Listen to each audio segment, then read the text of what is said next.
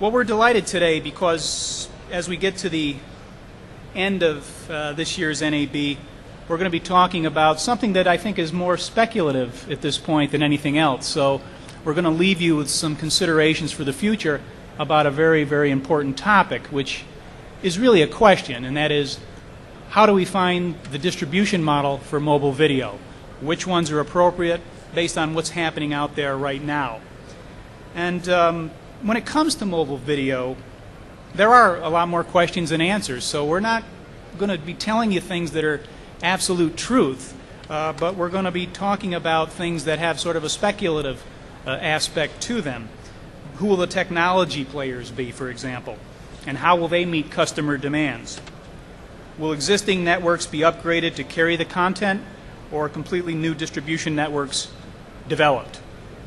Will distribution be unicast? Will it be broadcast or some combination of the two? I mean, what is this thing actually going to look like at the end of the day? As one of the panelists and I were saying, does our generation really want to look at television on a device? So how is it going to enable those of us who are, over 85 years old? We know, that a younger generation will adapt to this, but how? So what we've tried to do is to bring together panelists from mobile video and content distribution companies who can help us identify trends in 4 key segments of this whole discussion. And I'd like to introduce them because we're just delighted to have them. Many of them are first-time speakers for WTA and SSPI. I'm going to start on the far end over there, Mr. Kevin Wirick.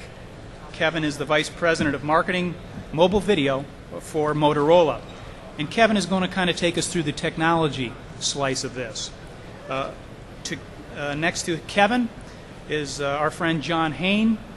John is with the law offices of Pillsbury, Winthrop, Shaw, and Pittman, based in Washington, D.C. And as you can imagine, John will kind of guide us through some of the regulatory challenges that exist and may be ahead, issues related to content, intellectual property, and those things that touch on, obviously, a key segment of this, which is the law. So we welcome John here. Welcome, John. Next to John is a familiar face throughout our industry. He's Sean Sullivan. Sean is the Media and Entertainment Premier Accounts Manager with Verizon Business. And of course, Sean will be talking about Verizon, the phone company as we used to call it, as a content distributor and provider. So Sean, we're welcome to have you back here. Thank you. And then wrapping it up, Tom DiMicelli. Tom is with Juniper Networks. He is their product marketing manager. And again, he will be talking about some of the networking aspects of this because, again, it plays a very, very significant role in how we find the distribution model for mobile video. The way I thought we would set this up is to allow each of these gentlemen the option to do a 10 to 12 minute presentation on their subject area, the area that we want them to drill down into, or they can stay in their seats and talk to us for about 10 or 12 minutes on that, kind of to get us into the framework. And then after that, we'll have a broader discussion based on some of the things we've heard. And if you have questions, obviously, we'll take them as well. When we ask you questions, or Randy down there will have a wireless mic, I just ask that you identify yourselves and speak loudly and in English if possible, because as we mentioned, this is being streamed and recorded. So, what I'd like to do is to ask Kevin Wirick to come up and to begin talking to us from the perspective of the technologies that exist and that we can expect. So, Kevin, if you would. Okay. Would you like me here, Lou? Or wherever you like. Some animations if I can put. Okay, sure. That works. It's all yours. Okay. If I advance, why? Oh, okay. I'm just going to switch you over. Leave it to you. That's right.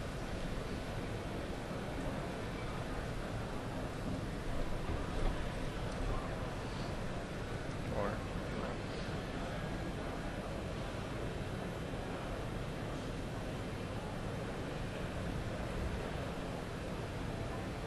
There you go.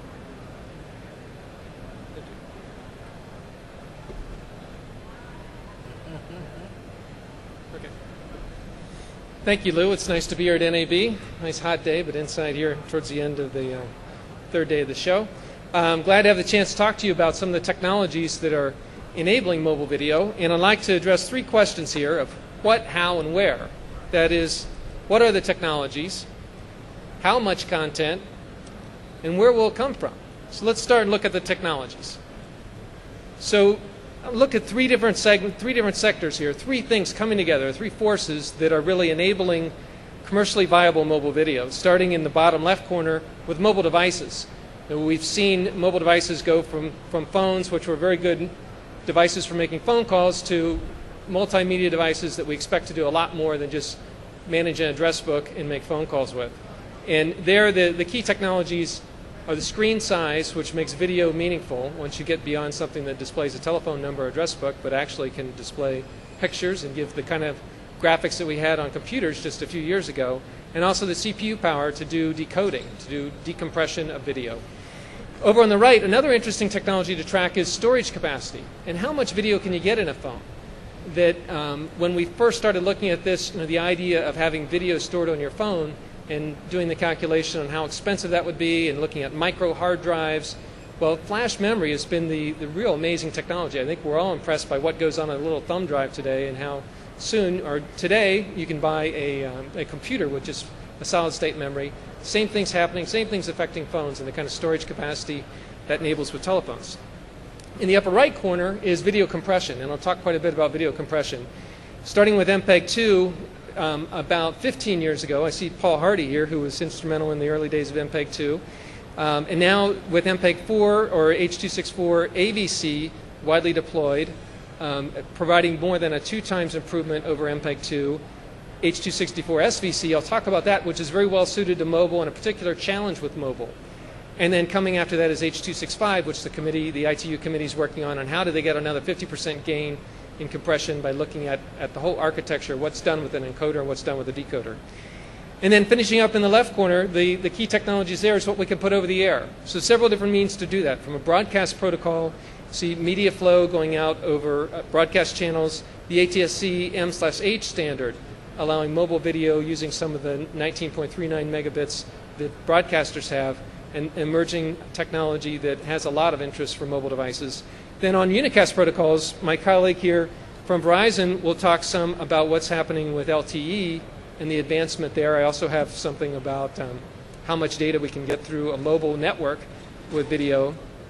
And then also Wi-Fi and WiMAX. Wi-Fi with 802.11n enables video.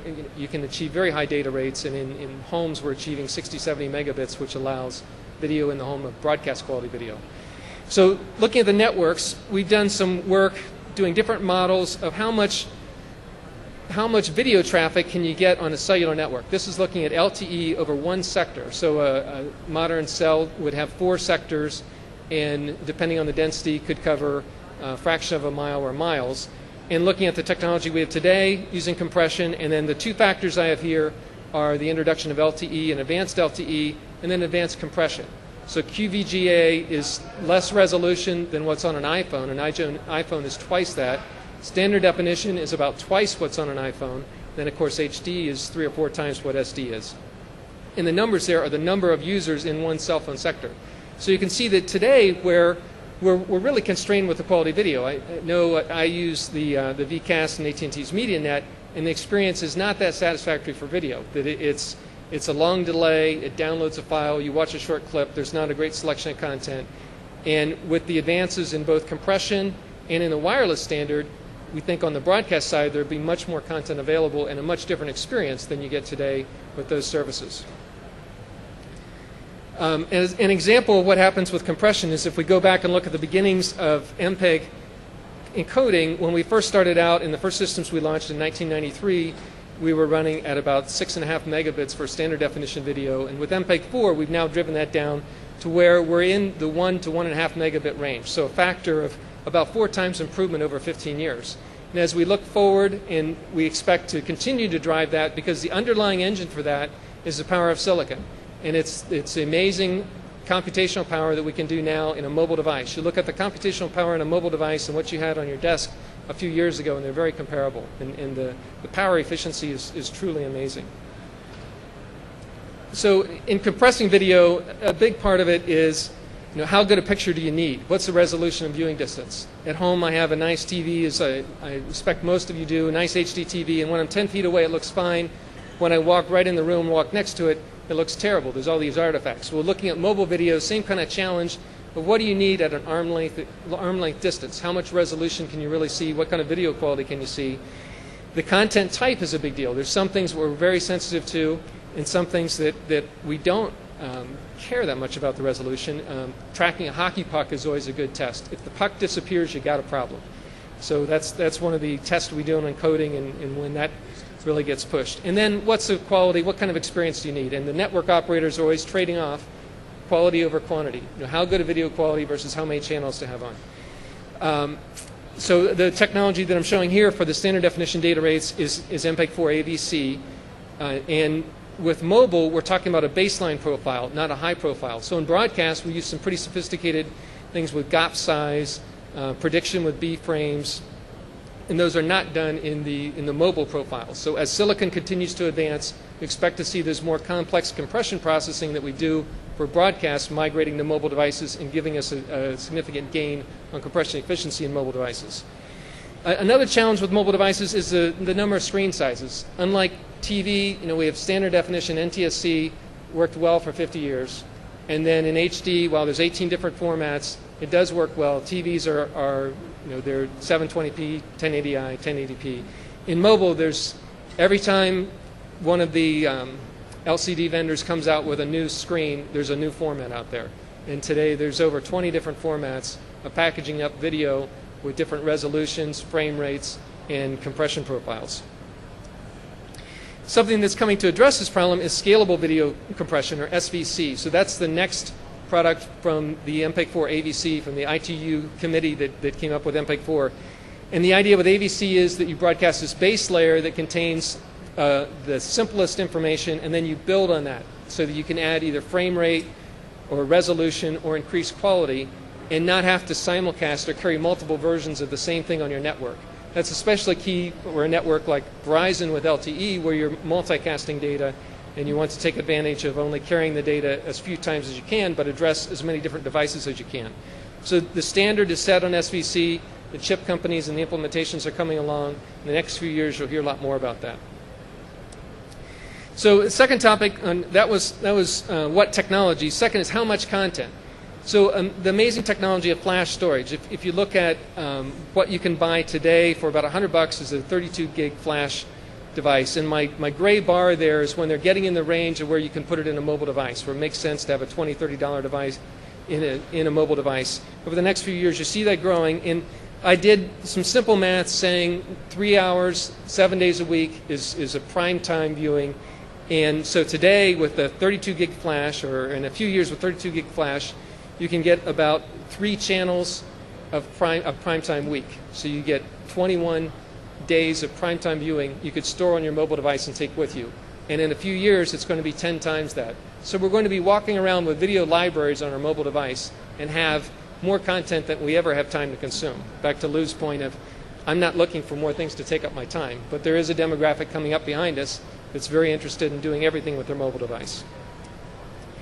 The third question, where will content come from? So different business models out there. If we start on the left of content owners, programmers, broadcasters, and going through service providers to consumers, either in the living room, PC, or on mobile devices, we've seen the emergence with media flow of mobile carriers offering broadcast channels, and then the other thing coming with ATSC M/H is taking the broadcast channels, delivering it directly to the mobile device. But then also seeing things about iPhone, on how you can download Hulu onto iPhone and get movies direct. So a lot of different paths to market to be sorted out and business models to be worked out on how content owners can make this a profitable business, and carriers will redefine what they offer in terms of providing entertainment or providing a pipe for other people to offer entertainment.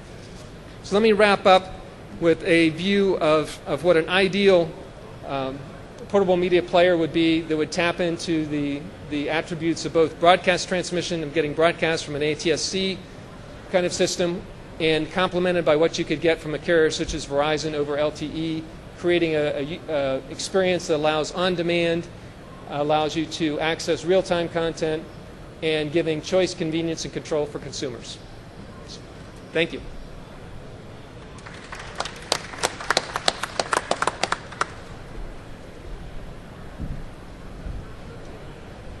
Thank you, Kevin. That's a great way to get us started, and maybe we can circle back to some of those issues, the SVC and also the video library concept and what that might mean in terms of how we're going to experience this platform maybe differently than we take in entertainment today. So if we have time, maybe we can circle back to that. But thanks for getting us started in that direction. Next up is John Hale, as I'd mentioned. John is with a law firm. And actually, do you want to cue him up? Go ahead. For those, well, actually, my mother's watching right now on the internet, and she's switching back between this and the Yankee game. But she always wanted me to be a lawyer. So I wasn't smart enough, but I can understand why. As we get into this game a little more deeply, obviously, regulatory and legal issues are going to become paramount.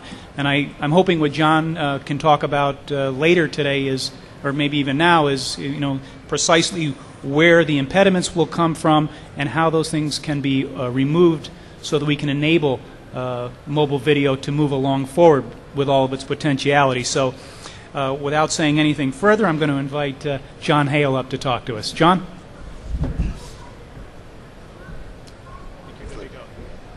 Thanks, Lou. And I just want to say to Kevin and all of you, Kevin's was a perfect presentation. I've known him a long time. He does fantastic presentations. That was a perfect presentation. It was on time. It was right on point, visually interesting. The content was great. It had a lot of insight in it. I want a copy. It's okay to PDF it. I'm not going to steal it, but I would like to read it again.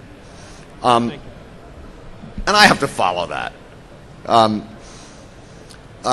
So since I can't follow that in visual interest or intellectual capability or knowledge or graphics, I'll be self-deprecating. I'm looking at the legal issues surrounding mobile video, and I call them the decidedly unsexy legal issues that really everybody would prefer not to think about. Unfortunately, a lot of them are going to swirl around and control the way mobile video is not only deployed, the way the infrastructure is built, the way service providers adopt it, and the way it's used. Now, the problem is what are the legal issues going to be? And we can't say exactly, because we're in a very formative state here. I was having a conversation at the bar last night with a client of mine. I talk to her probably twice a week on, we share what-if scenarios about mobile video deployment. And she said, I saw you're on a mobile video panel. What are you going to say? And I looked at her and I just did this, and she said, yeah, I know, it's like nailing Jell-O to a tree with a rubber nail. And I said, that's what I'm going to use. So I stole that from a client. I mean, here are the variables going into it. We have a lot of devices, devices in automobiles, handsets, dedicated devices that the broadcasters are talking about that are really video only before they reach agreements with the Motorola's and the Nokia's and the other device makers of the world. The people making netbooks, which are now upsetting the whole market for laptops. It's a broad market of devices. This is the interface with the end user, but we don't really know which devices people are going to use and how they're going to use them. We also don't know what delivery mechanisms are going to prevail, or in what proportion. We do have satellite broadcast. That technology works. It works great. There are an awful lot of things you can do with it. It's ubiquitous. There's a lot of capacity. There are some trade-off issues in the satellite propagation, but we don't know how that's going to play out. We have terrestrial broadcast, and I would put into that like media flow or the over-the-air ATSC, mobile handheld standard, DVB-H, and there are very likely to be others. There's as well as multicast over LTE. You have the wireless web, which is basically people have a broadband subscription. There's an awful lot of video online today. If you don't believe me, let me introduce you to my kids. There is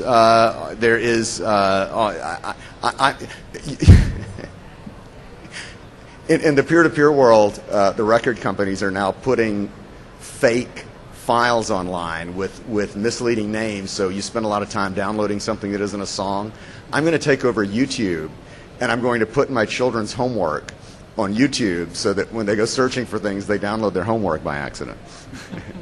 And then there's download and even RSS distribution of content to mobile devices. So you plug these things together. I mean, I don't have a legal paradigm.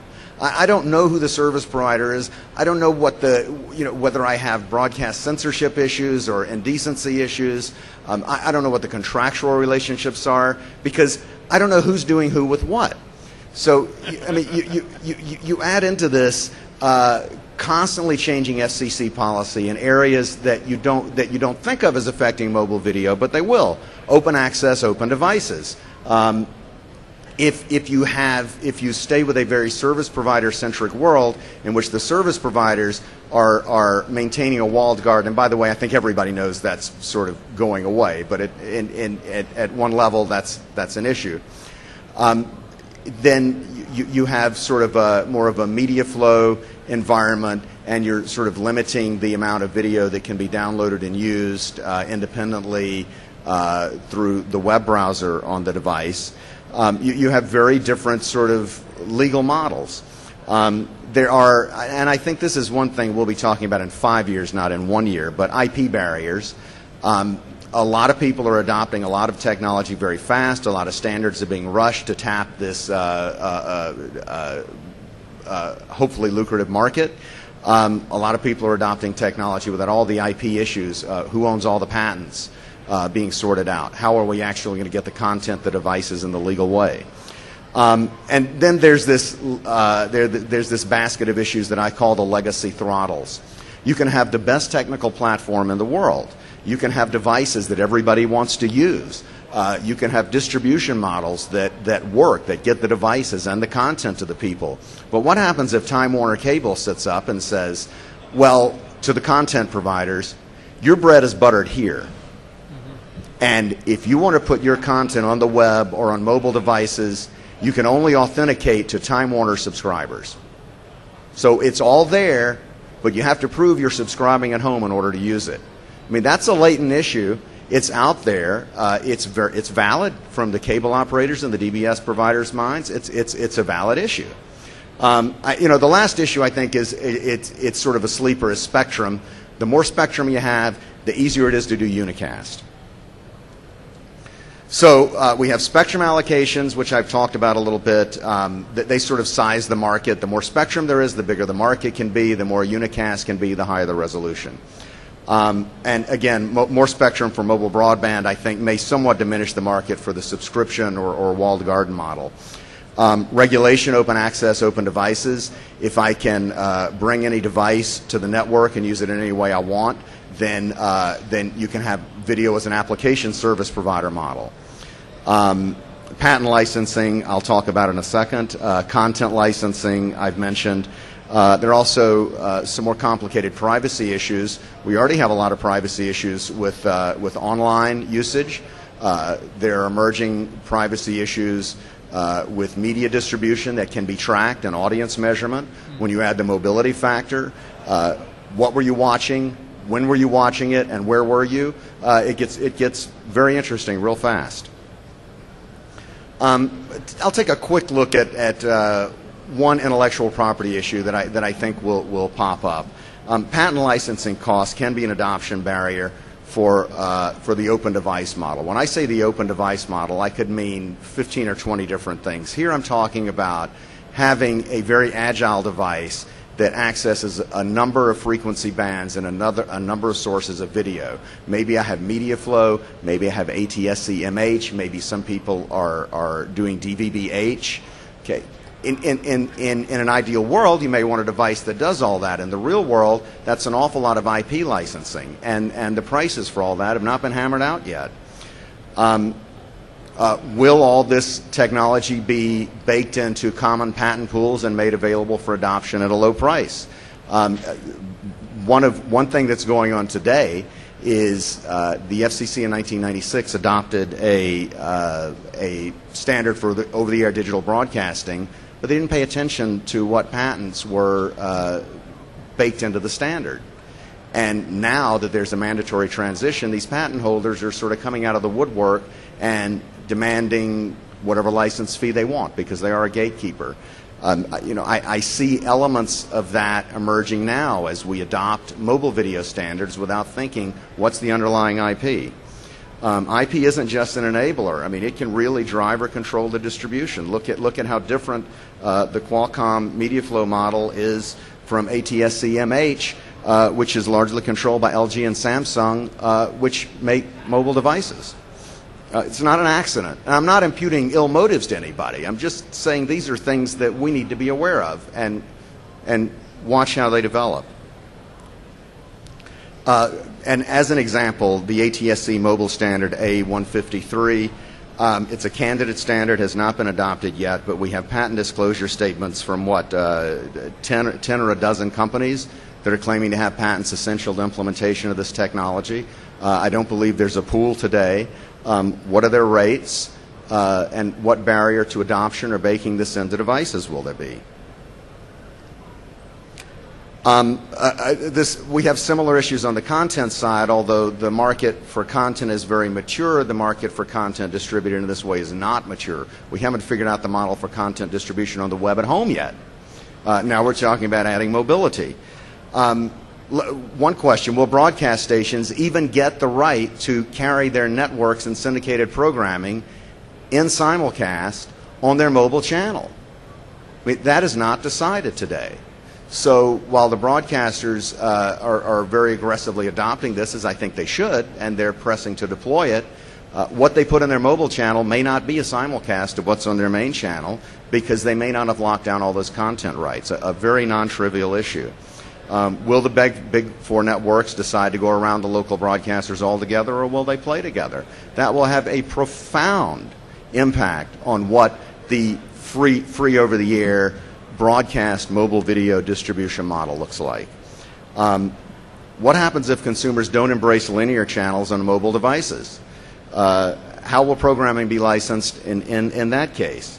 And again, and I've mentioned this before, will existing multi-channel distributors sort of commandeer mobile video through contracts without building the wireless infrastructure? Again, Time Warner Cable, Comcast, they pay the freight to the big content providers, the Viacoms.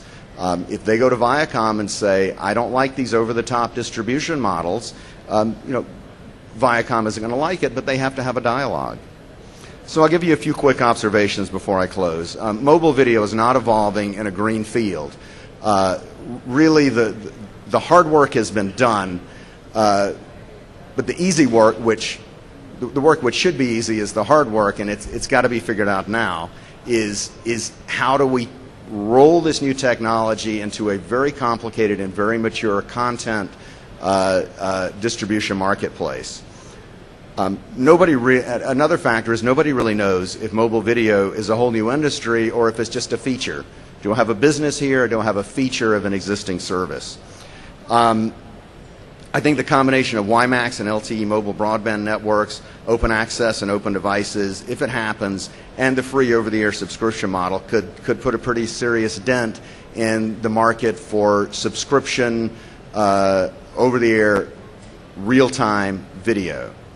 And in other countries in Asia where they're a little ahead of the curve on adoption of mobile video, it really has been free services and downloads that have mostly dominated in those environments. The U.S. could be different. I think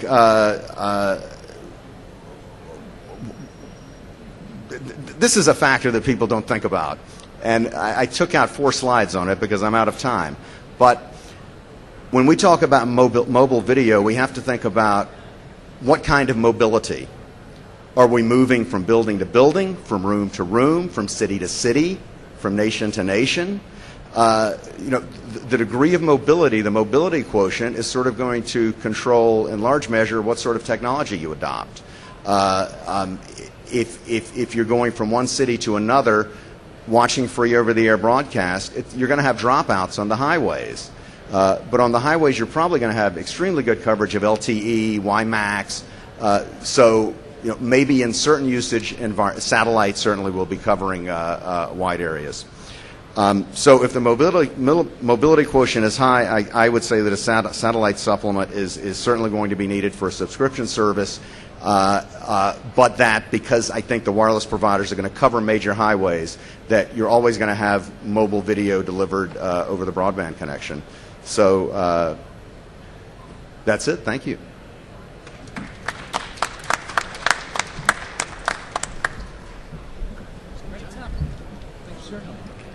Thank you, John. And again, I think we established at the outset that there are no real answers here right now. But I think John probably has us asking the right questions, and I think you've really managed to zero in on what will be, I think, the legal issues that have to be resolved. And I'm probably going to ask you a little bit later, is there anything on the international legal front that we can import that might help us better wrestle with some of these issues? You briefly alluded to the Asian model, but maybe we can circle back on that. So thank you very much.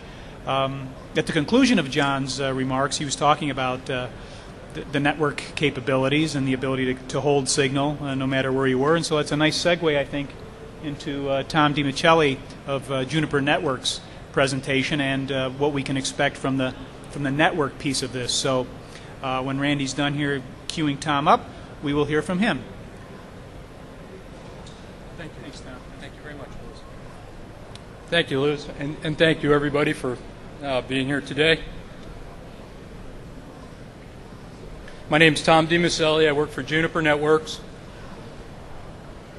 The presentation that I'm going to give you is really just designed to give you a taste or an overview of the transport side of video service delivery, whether it's mobile or wireline or cable. Because when you abstract back to the IP transport and the physical layers of the network, we need to be able to support all different types of services.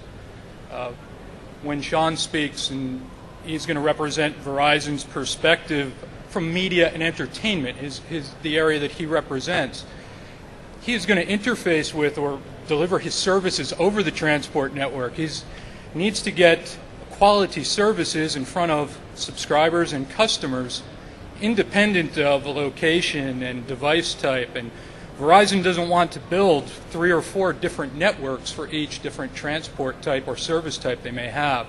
So this presentation is a little bit generalized. I was so challenged to try and put this together for a video-centric audience because typically the folks I talk to are very interested in the plumbing of the network, and the services just ride on top of it. So I can spend hours talking about protocols that absolutely no one here is probably interested in, and I'll do my best to avoid that. So the initial presentation did a great job of talking about the different devices that are coming online, the flash memory, the usage uptake, the capacity that each stream might take, and the different stream types. And I've captured a little bit in each of these that reflect back to that. The amount of content that's being consumed, the bandwidth that it takes up, the quality that it demands is all on the increase. And that is very challenging to the network operator. Because they have to accommodate a lot of different device types, multimedia, data, video and voice, video conferencing, gaming, and so on, over a common transport infrastructure. So it requires prioritization and other mechanisms that make sure that unicast and multicast and broadcast all get the quality and attention and priorities that they require. As I mentioned, this is quite challenging, and it challenges the service provider to maintain their margins because they need to consistently invest in bandwidth, in capacity. That's a part of being successful. And as the services become very media rich, they're consuming more of that network capacity. They also need the network to become a little bit more intelligent in how it hands out the capacity to a real-time versus a dumb pipe type of application.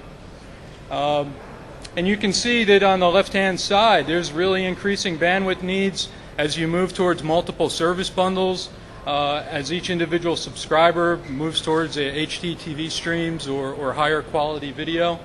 Yet on the same aspect, you've got a big investment, but you're facing consistent challenges in maintaining your average revenues. And so what I am here to talk about, what Juniper does and other network equipment providers do, is to try and find ways to enable the service providers to operate their networks more efficiently, to give them the tools so that they can defend their margins and be profitable and successful. So we've got video content coming from a lot of different areas. They are injected at different segments of the network. The access network's typically your last mile connection. You've got over-the-top services. You've got services coming in from a super head-end device. It's typically long-tail content from there. You're pushing your top-end type video services out towards video hub offices. So you need really intelligence in the network layers spread out across the network in order to be able to have a holistic understanding and delivery with quality. These distribution models totally break the network that was built in the past in anticipation of all data, everything gets equal quality, because that's just not the case. So there's a variety of technical issues and business issues that we're focusing on. The network has to handle traffic intelligently. It has to scale. It has to distribute to a variety of different endpoints. They can be mobile. They can be wired in. They can be delivered over multiple different access types. And it has to go with quality, independent of whatever media type it's traveling over. The business issues focus on how do I monetize the network. Now, I'm not talking about the content itself. Here I'm talking about how do I actually take the investment that I've made in this infrastructure and find a way to mine that for additional value.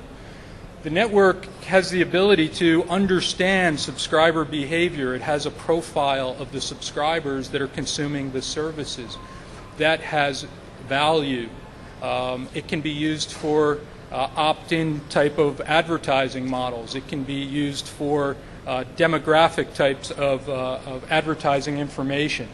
It should be able to allow personalization so that a consumer that wants a high-quality gaming experience should be able to get that experience from the network dynamically. And it's a different experience than an email or a web surfing activity. And it opens up certainly opportunity for collaboration between different providers. So again, I kind of enjoy this slide. This is one that I'm using more recently. On the left side, it shows all the different potential inputs. It's actually an SCT reference model for video. Encoding, ad insertion, servers, editing points, and so on. The reference diagram that just kind of captures that big blank piece in the middle, that's what I spend 50, 60 hours a week doing. That's the IP network that I'm trying to show how much value resides in. And then off to the right-hand side, and I've just kind of edited this down because it can be any type of access network. So the challenge of the network, or where we add value, is that any packet that comes on or off the network traverses the edge, the IP edge network. We see every packet in the network. Every subscriber, every flow, every service, every application that traverses the network will ingress and egress through an edge router. And that's where we can begin to mine some of that value. We have an understanding of the subscriber profiles, and we provide the quality of service for different applications. It's a very logical integration point for mining that information and also for pushing policy into the network on how you're going to differentiate or handle services or flows or applications or security. So the core network is all about capacity. The edge network is very granular and subscriber-centric and service-centric. So the edge is the key here. It really essentially becomes a switchboard, if you will, or a patch panel for services. And this is where I'd mentioned the gentleman who will be speaking, Sean, from Verizon. He is going to be working on the far left-hand side in bringing quality media and partnerships and making them available uniquely to Verizon customers. The network has to support whatever those partnerships, applications, and services may be, and has to be able to deliver them with quality to all different types of network endpoints or access points. Could be fiber, can be copper, can be DSL, all different types of broadband, and obviously the mobile world as well. So the ability to dynamically adjust and to provide that type of service is the challenge of the edge network. It's more than just pipes. So getting there requires or offers a couple of different things. We need to provide a point for service consolidation. As markets mature, when they're initially come into place, you have a lot of discrete, autonomous, and standalone devices. And then over time, and this is independent of really what market you're talking about, over time they consolidate. We've reached a degree of maturity with IP and MPLS that we can begin to consolidate other services into the edge. We can also begin to integrate our control planes with other types of control planes, policy, decision functions, understanding the network state and handing that information off, handing off information about subscribers, and of course high performance forwarding. Now, if we were to have talked a few years ago, it would have been all about the forwarding and capacity. When we talk now, it's about the service consolidation. So there's been a tremendous amount of progress in these areas. And this just kind of pulls into policy, right? The edge device is really your policy enforcement point, and deeper into the network you have a policy decision point. It acts as a mediation between the service and application and an understanding of the network state, and exercises control of it on a per flow or per subscriber basis. If you think about the basic phone service, you don't always get a call go through. Occasionally you'll get a busy signal. There needs to be some mechanism or feedback in the network as we move towards these real-time applications that understands capacity, availability, end user or end device constraints, that's able to deliver the correct service in the correct volume with the correct quality to that device. So a couple of trends that are going on right now.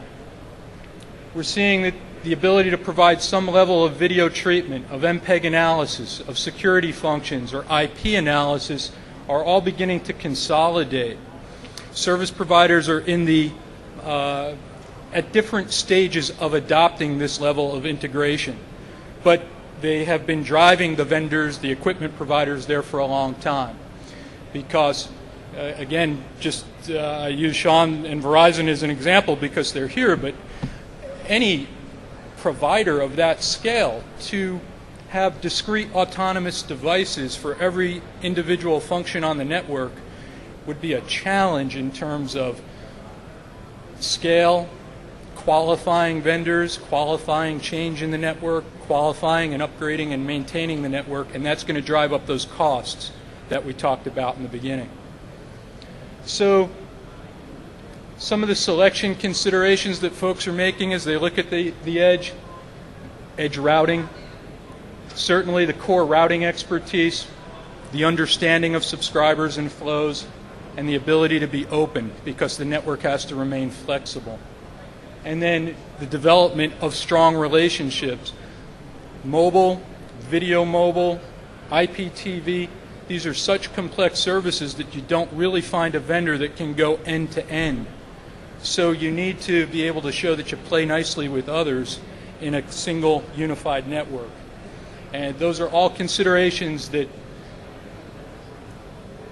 your network engineering teams are struggling with and evaluating and proving in today. and that carry the services that you create and ultimately want to put in front of subscribers. We're that big cloud in the middle, but it's a kind of important cloud when you start talking about multimedia applications.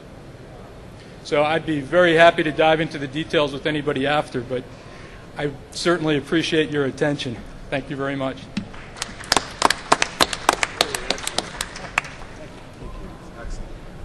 Thank you. Well, thank you, Tom. And again, that helps us move along the pieces of the puzzle and talks about that significant component, the network. And we'll have some questions for you after. As we said, now we're going to go to the media and entertainment part of this, the content. And I'd like to invite Sean up, or do you want to stay in your seat, Sean? Do you have a preference? Either way? I could sit here. Do you have a preference? I know. Doesn't matter. You're good on your feet. You're good on your seat. Yeah, well, I've been standing for the last 3 days. Well, okay. So I'm kind of enjoying it. Okay. Well, you can sit there, and because he does not have a PowerPoint, so he's just going to talk to us a little bit about, as I said, the last component of this. So, Mr. Sean Sullivan of Verizon, the floor is yours. Please. Being that this is something that is a broadcast media forum, it's kind of interesting that we have all of the different players here, and I see people out in the audience I know. We're really all going through a revolution. I have my Motorola Razr that I've had for 2 years, and I love it. I don't want to give it up. It's just so convenient. My son, on the other hand, is quite content to look at absolutely the lousiest video on YouTube, full screen. And I walk by and I go, what are you looking at? I go and minimize and I try and watch. I go, no. And it's like, oh, God, these are going back to the pre-MPEG-1 tiling artifacts that you're like, God, how many years have we spent trying to solve these problems, And then you get to the next generation. Actually, I work for Verizon Communications in a division called Verizon Business. We're the enterprise group, unregulated, but I've spent the last 3 days with my regulated brethren over in Verizon Telco, and then with Verizon Wireless as well, strategizing what is our global company going to be doing next. And we have the world's largest IP network. Period. Nobody even contests that. If anybody remembers the early days of the internet, we own UUNet. AT&T got into internet much later, even though they helped to invent it. They just didn't see it as a transport protocol. But what's kind of interesting, if you have time, I don't get a dime out of it, but there's a really interesting demonstration of the next generation of the world next door at the Verizon Wireless booth, of the LTE technology, the long-term evolution technology that most of the global wireless carriers, a company in Korea, the other competitor here in North America that has a huge market share, are all moving towards. But what's kind of funny is that, to John's point, the viewing habits are changing. And I come from, my background, I went to New York University Film Institute, the American Film Institute. None of us would have a job unless the media companies are able to keep their trademark and copyrighted products secure so they can have evergreen revenue to fund their future growth. Period. And I truly believe in copyright protection. But even a company like the Walt Disney Company gave a presentation with Adobe the other day on their open screen project, using Adobe to develop with other people software tools to enable the media delivery over Adobe. Now, this is a long way from 2000, 2001, when Adobe bought Macromedia and Flash started becoming ubiquitous over the years. And, I don't know if anybody has a chance to go to the Adobe. I don't have anything to do with them, but they now have this Flash Player 10 that is just phenomenal. But again, that's the consumer's habits are changing. And all of us as service providers or technology enablers have to be sensitive to that. And I'm a service provider, and I enable our clients to deliver, to try and encode once and deliver to as many platforms as possible.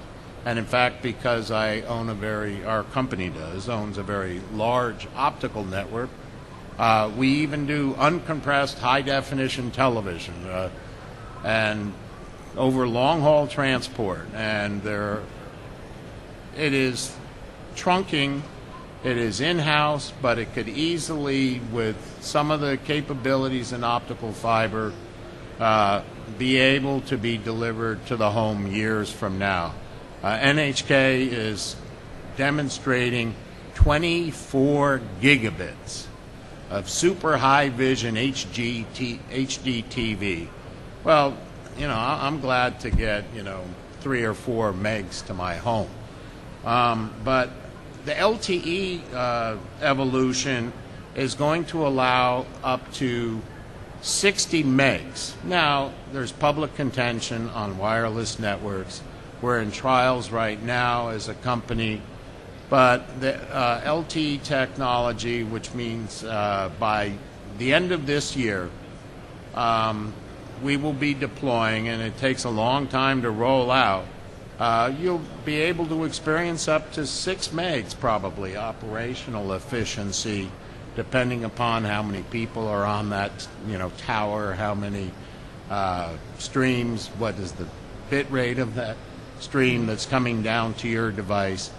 But right now I could sit here and I could make a video, and if I had a little connection, I could send it out to people and be taking pictures of things that maybe people don't want me to take pictures of.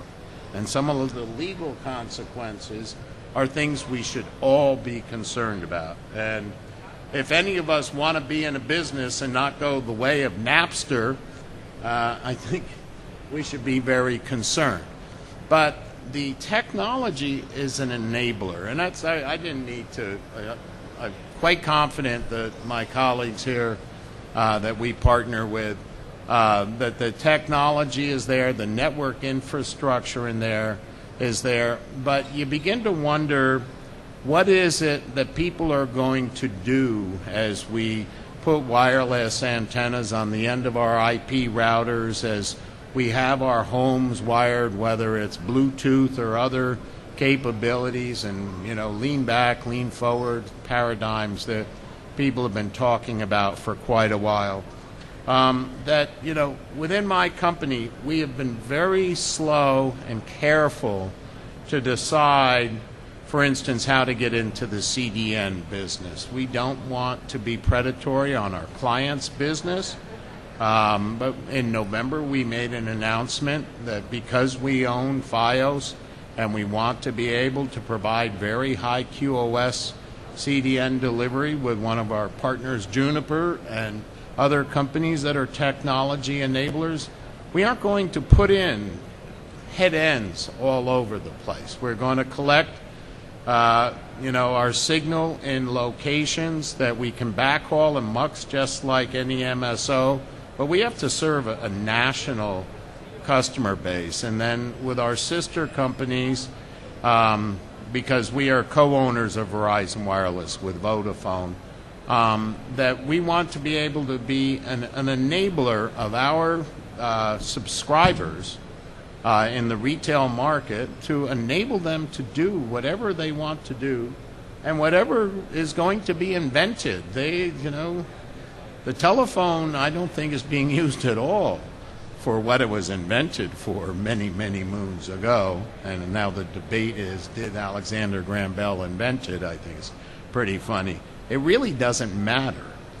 But that, in February we made announcements in Barcelona, Spain, of our LTE deployment. And we chose Alcatel-Lucent as one of our partners. Ericsson's another partner of us. And what these are is, hardware manufacturers that allow us to be able to connect it to our network. That doesn't mean that the other business partners and hardware vendors that we work with to then get to other layers of our network aren't going to be continuing to be partners, specifically an enabler for the LTE deployment. And then on April 1st, our CEO, Ivan Seidenberg, was on CNBC and gave some public speeches and talked about the fact of where we see our growth as a company. And it's all publicly available if you do some searches. But that what we want to do is be able to help our clients encode once and deliver to as many as possible. And I'm glad I'm at the end because my time is up. And my last observation of this is that we are an enabler, and we have subscribers just like other companies do. And though we may be the last or first mile to many of the users, that technology will change. Our partners like Motorola and Juniper will continue to help facilitate that growth. And that I think that really user response is going to drive the market as it always has commercially.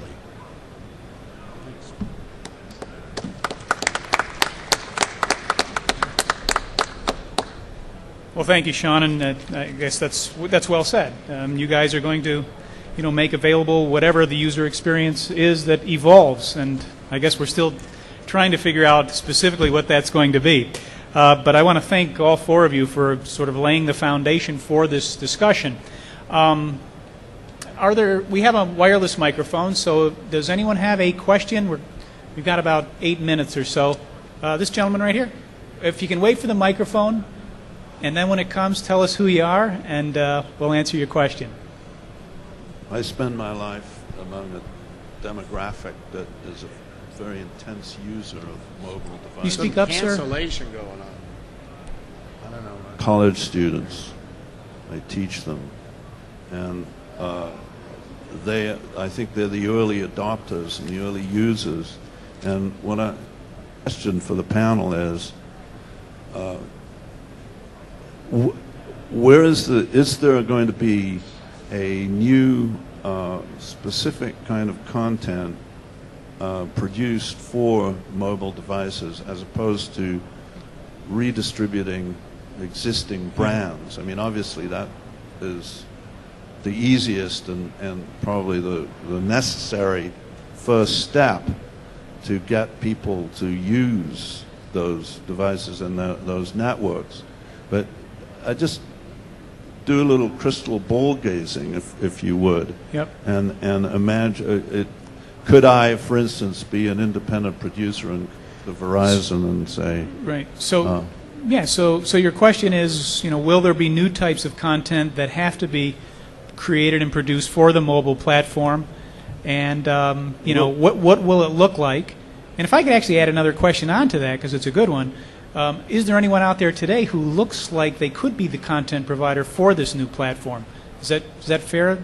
If I may just add, would Verizon or AT&T or other companies try to produce it themselves, or would they buy it from independent producers in the same way that...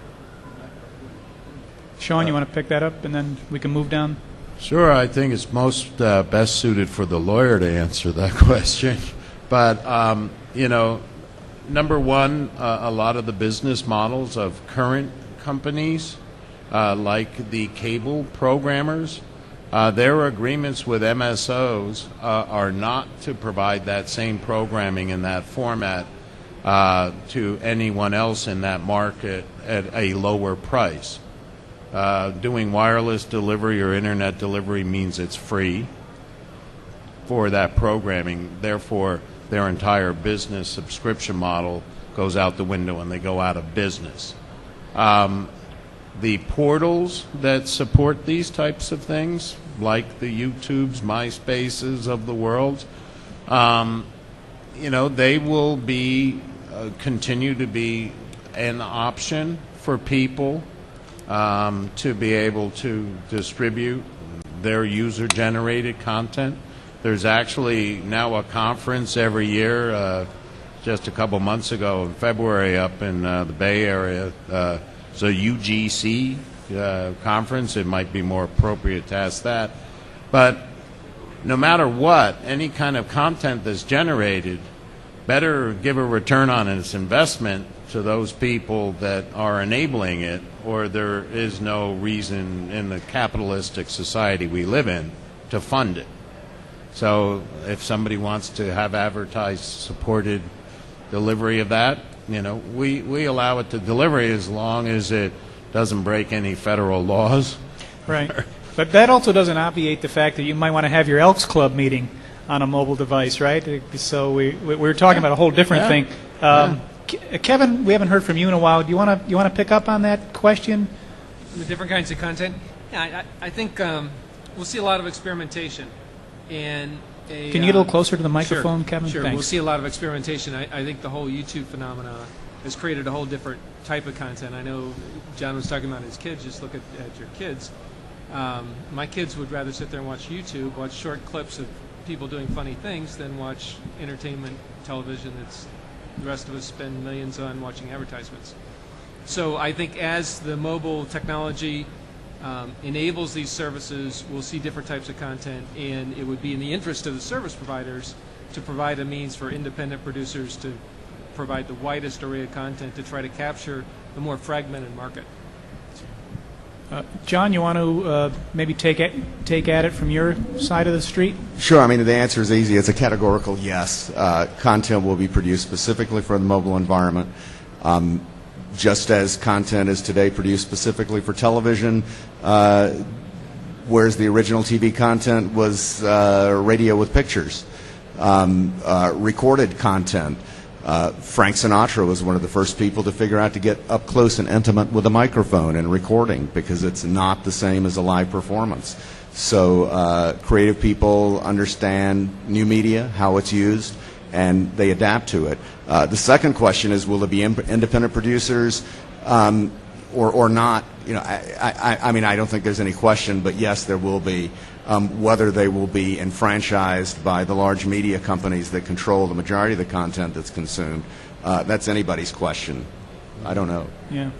I have a question for Tom on a related subject, but does anybody else have a question? We've got about 6 minutes, then we lose our satellite, I think, courtesy of EchoStar, but they've been giving it to us for free. Yes, sir.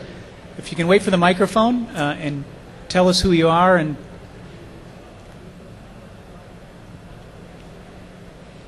I'm Mingyu Jiang. I used to work for a mobile phone manufacturer in Taiwan, and actually I just finished business school, so I'm here to to learn more about the new developments in media and technology. Welcome.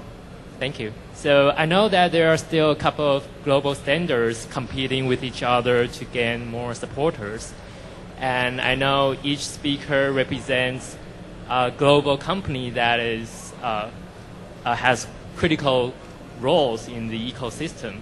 So I'm just curious about what are the strategies you have to make sure your company to stay at the front end of the technology and be in the position to monetize the market opportunities when the users are ready or when the market is ready. That is a terrific question. Tom, you talked a little bit about the personalization aspect, the demographic data that we can glean given where you guys sit. Why don't you pick up on his question, maybe talk about that, and then how you can maybe monetize this stuff. I suspect the word innovation will come up at some point. Certainly. I think it's always driven by listening to and working with your customers. Our customer is a service provider. The service provider's customer it's a business, it's a consumer, but it's an end user. As Sean said, ultimately the end user behavior that frequently we cannot anticipate. It's that third order or fourth order thing, like the phone isn't the phone that it was 20 years ago. And once you enable that, once you put the technology into people's hands, you have the human element. So the way we stay fresh and innovative, I believe we at Juniper employ some of the really sharpest minds on the technology side. On our end of technology is ASIC development and software engineering, algorithms, and hardware engineering, and melding that together into a very agile and efficient form factor that we can go to our customers and essentially provide them with a very flexible but very efficient tool that can solve not just today's problem, but has to solve. It should incorporate what we've done and show a path forward. So we do it by working with our customers as well as really putting some sharp minds to work in solving tough problems. So, and certainly collaboration, as both you and Sean have said, are essential to developing this market going forward. And then, of course, you're going to develop the company over in Taiwan that monetizes it, right? So thank you for the question. If you do have other questions, I think these gentlemen are available to stick around for a couple of minutes after, because we're pretty much out of time. And I wanted to finish with just one question, which I put up there. And I'll just go down the row. Can each of you just give us a snapshot of what a typical mobile video experience will look like in this marketplace based on what we've talked about today when we gather here 1 year from now? Kevin? So the typical mobile video experience. So video library, maybe? Yeah, but compared to today. So I'm thinking about today. Yeah. So it depends on who you are. If you're a business guy who's doing a ton of email, you're not doing much video on your phone. Your kids probably are. So they have the video experience that you may have next year. So the question is, what will they be doing next year? And soon there'll be a new generation of mobile devices. Expect screen size resolutions to double. Expect storage to increase significantly. Data rates to increase, and for it to be much more broader, to have a broadcast experience, an SDTV kind of resolution at handheld length within the next year, and have that at the kind of cost points that work. So. Okay. No answer is right, no answer is wrong today. John, you want to give it a whack? Yeah, I'm gonna be. I don't mean this in a negative way, but it's going to be a lot like it is today. If the qualifier is typical experience. There will be some broadcast ATSC service being provided, and there will be a few devices, but not a ton of them. So today, the typical, AT&T is launching a service. It's fairly much a niche service for service to automobiles. I don't think that'll be widely deployed, so I don't think that'll be typical. I mean, if you're talking about typical, you're looking at smartphones downloading YouTube. I think a year from now, it'll be pretty much the same. There'll just be more of it. But I think we'll be much further on the deployment curve on the more advanced next generation things. Interesting. Sean? Yeah, I used to think that, wow, the growth of video to the automobile was great because my kids could be occupied when I'm on a long road trip. Now we wonder whether 2 of the 3 large manufacturers are even going to be in business on April 22nd, 2010. So, it's really unpredictable. If I were willing to pay the bill, my son would have a very high bandwidth mobile unit. But until he's willing to pay for it, I want to manage my family's budget. And I think that, the technology will be there, but we as consumers are going to be a little more careful on our spending because, we don't know what's going to be available on April 22nd, 2011. And I don't want to have, a Betamax like I do sitting in my garage. Tom? From an equipment provider's perspective, I don't know what it will be. I know we'll have to figure out a way to support it. I think some of Kevin's points on what capacity will be available, the flash, also the capacity to the device. And this is a technology kind of discussion, but really what the market will bear, how that will be able to be monetized. There's an infinite number of ways to use it, but the ways that can be most successful in a profitable sense and in bringing benefit to all the participants in the transaction, I think will at least be as much of a constraint as any technology will be. Okay, and I certainly know it will be based on a human need, maybe one that we haven't fully articulated, but which of course exists. And I think also that obviously broadband will be an important piece of it. And I guess speaking from my position with the World Teleport Association and the Society of Satellite Professionals International, I think satellite will be playing a very, very key role in this. So maybe next year we can gather here and see which part of the crystal ball was clear. In any event, this has been a fantastic discussion, and we probably could have gone on for another hour, but I want to thank Kevin Wirick from Motorola, John Hale from Pillsbury, Winthrop, Shaw, and Pittman, and maybe somebody else next year at this time, Sean Sullivan, and Tom DiMicelli for coming here and sort of laying the groundwork for what will be, I think, an experience of the future that you'll be hearing a lot about. Once again, I want to thank our sponsors. You can just read them behind me. And I want to thank all of you for coming. We've very much enjoyed presenting this to you this year. This is our last session. And if any of you have any further questions, please come on up and ask these guys. That's what they're here for, the knowledge transfer. So thank you very much, and enjoy the rest of the show. Thank you, Louis. Well done.